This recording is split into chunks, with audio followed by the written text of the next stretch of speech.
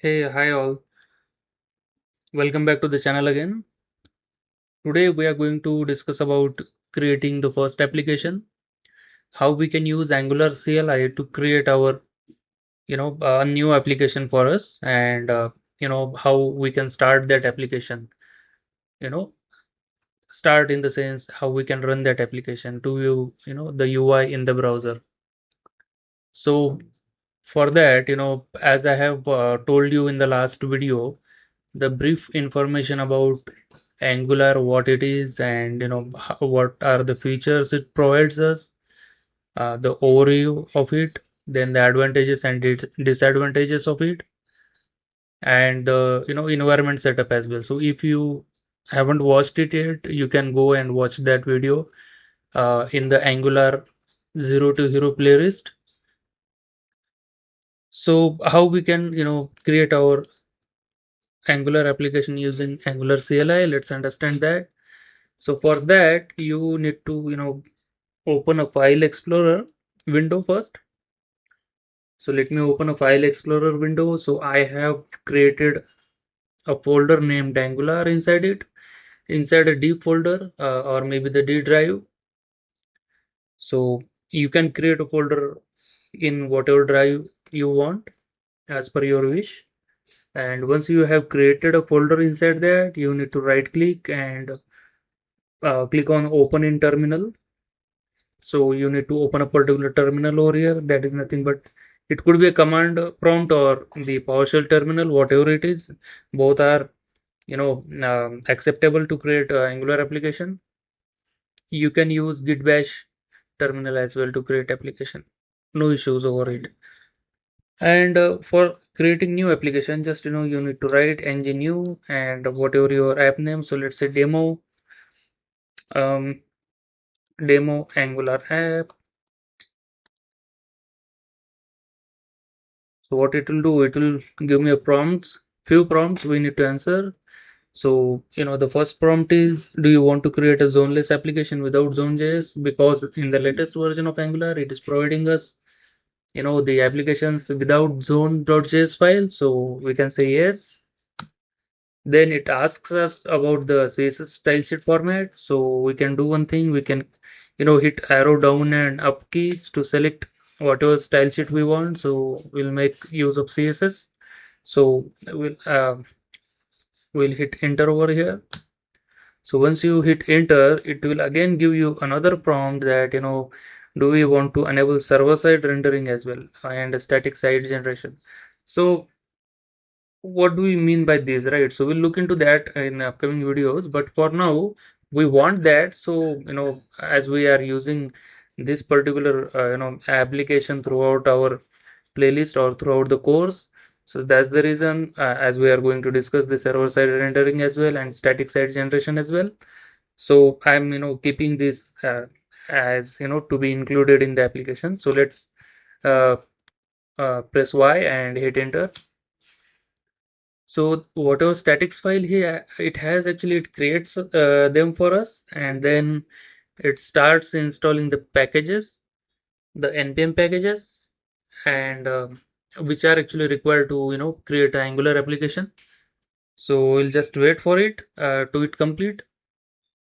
As you can see, it has been completed now. The npm installs all packages has been installed successfully now. So what we can do, as we can see in the file explorer, we have this folder, let's say extra large view. So you can see this is the folder we have, and we have created it using ng new command.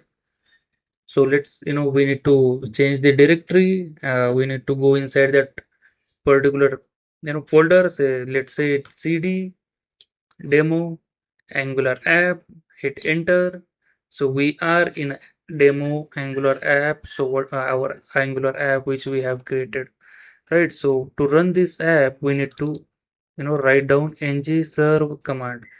Okay, so using ng serve command, it actually builds our application and it gives us an URL. So this is the URL where you find your application loading locally. So it's nothing but localhost colon 4200. So let's copy that and open a new browser window and I will just open our application. Now, as you can see, our application is running now, and it has this, kind of a predefined HTML and CSS we have, and these links are nothing but Angular related docs related links, right? And this is it, right? So as you can see, the Angular app has been created for us. Now it's time to open a Visual Studio Code and open the newly created folder. So let's go into our D drive, Angular, demo Angular app, and open that folder in the Visual Studio Code. And as you can see, there are some file structure we have, so we'll go through one by one. And the first folder is nothing but the .angular folder, which is actually contains the cache related thing, and some build configuration, and it has been hidden from us because it is the name of that folder is mentioned in gitignore file. As you can see, it is available over here, .angular and cache. So cache related things we are not going to commit into the GitHub. Then we have node module, which is omitted as well. So as you can see over here, under node section, we have node modules. Then we have VS Code, Visual Studio Code related things. This is the folder which contains Visual Studio Code settings, right? So we don't need to pass or maybe commit this folder accidentally or manually maybe, so to the GitHub. So as we can commit that by accidentally, that's the reason we have a gitignore file, so we can add whatever files we don't wish to commit to the GitHub, then we can add those files over here, and Git actually ignores those files. Then we have node module folder. So this node module folder is nothing but this is a complete modules we have, whatever we require to develop the Angular application, and it contains the modules itself and the modules on which the installed modules depends, right? So it comes with modules with all its dependence modules as well, and then the dependent modules with their dependent modules, something like that. Okay, so that's the reason if you look at the size of this folder, it is very huge. If you just look at that Angular dev kit example, you can see it has again a node module inside it, right?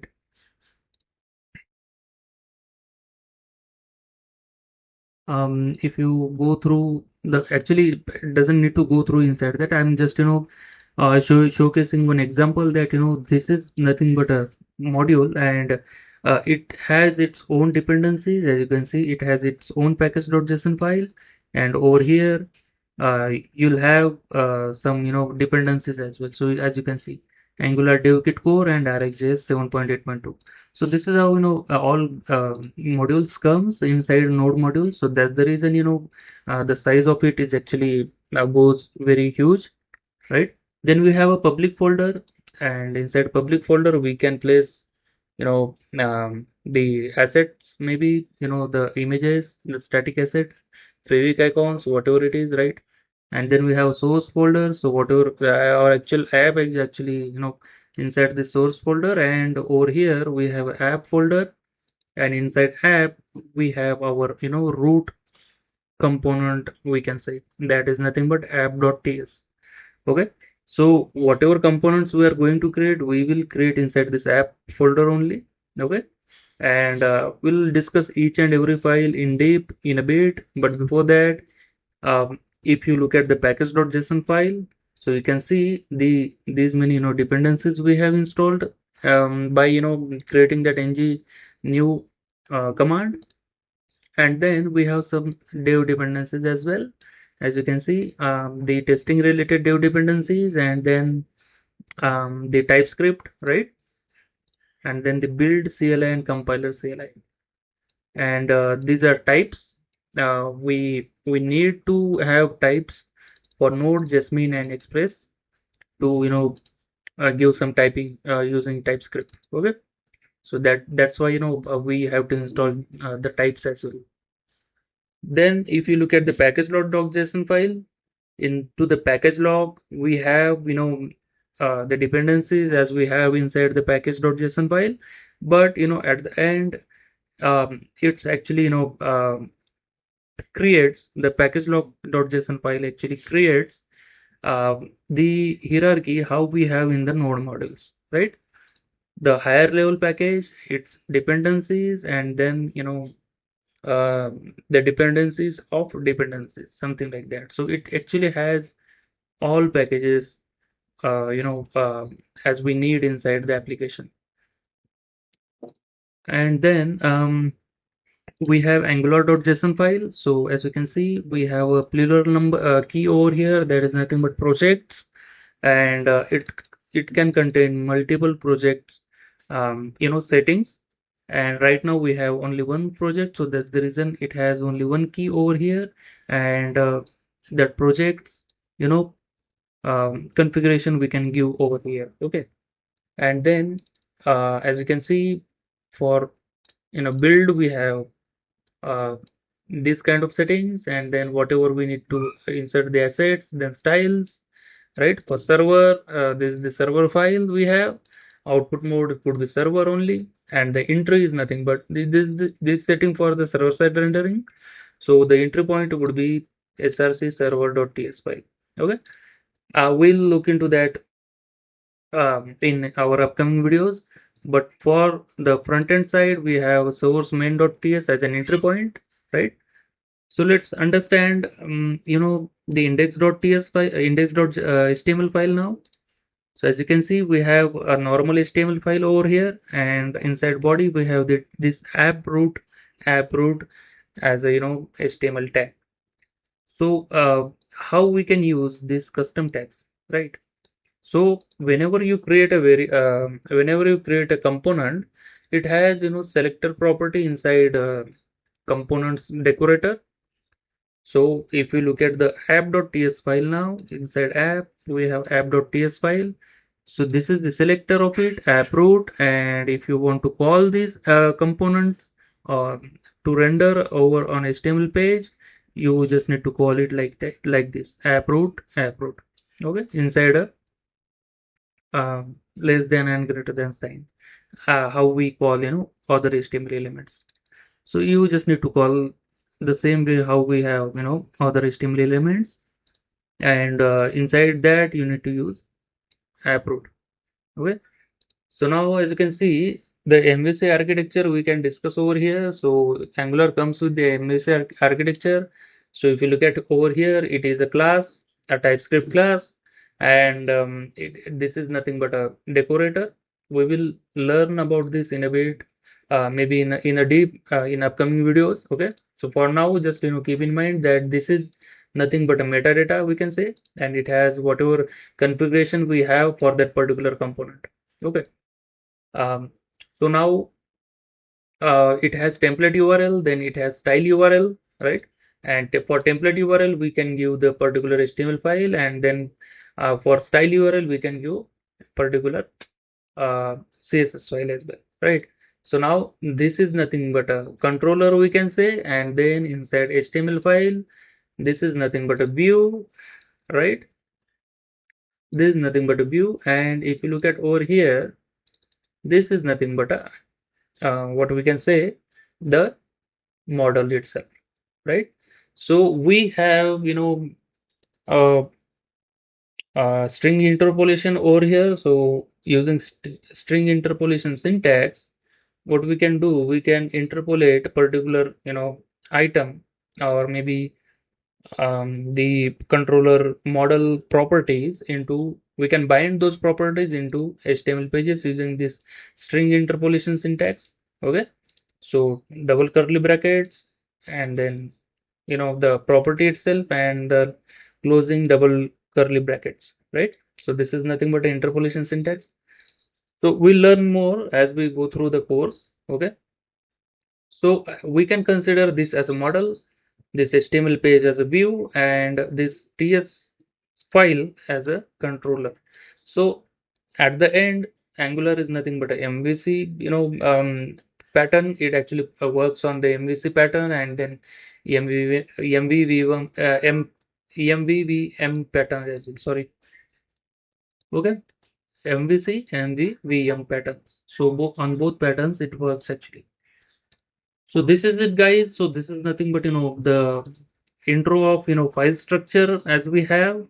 One file is left actually. This is tsconfig.json, which has TypeScript related configurations, and we will go through one by one as we progress towards our course, and I can explain each and every property to you, and whatever properties, whatever else we require to run our code, right, or to add some kind of validations, let's say, right? The linting purpose, for the linting purpose as well, we need some properties over here. So all of them I'm going to explain you. And as we are using the same project throughout our playlist or the course, you need to stick to the particular, the application whatever you have created by watching this video. Stick to that only. We are making changes to this particular app only, and we are going to deploy this app, and consider this app as a live project of yours, or um, consider this particular app as a live project with this particular series as well, right? So this is it, and I hope you like this video. If you like it, so then hit like and share this with your friend, and stick to this playlist, guys. You will learn a lot more things. Lots of concepts will get clear, and you will learn something new day by day, video by video, right? And you will feel confident at some extent, right? Once you have watched let's say 7 or 10 videos maybe, so you'll feel some a bit confident on yourself, and you can develop some positive things on your mind, that you can also learn something, and you can also do coding, and you'll have some kind of satisfaction that you have learned something called Angular framework. Okay, and do not forget to subscribe the channel and hit the bell icon so that you never miss any upcoming videos for this playlist, and a video should not miss from your side. So thank you all, guys. Let's meet in next video.